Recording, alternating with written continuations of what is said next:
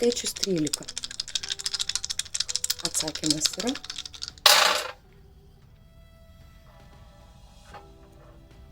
Atsakymas yra taip. 2/4. Toliau turime trejetą ir turime vienetą. Ketvirtai sako, kad tai yra susijęs su jausmais ir atsakymas yra greičiausiai taip.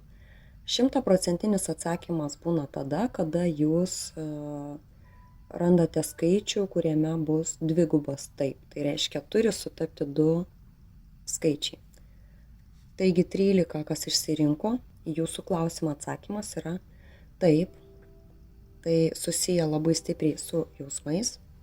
Ir tai sako, kad jums tas žmogus jaučia kažką gero, malonaus, kažkas jūs myli, kažkas nori jums padėti, gausite palaikymą jums reikalingą ir galbūt žmogus sutiks su tuo, ką jūs uždavėte klausimą ir tai priklauso nuo kito žmogaus.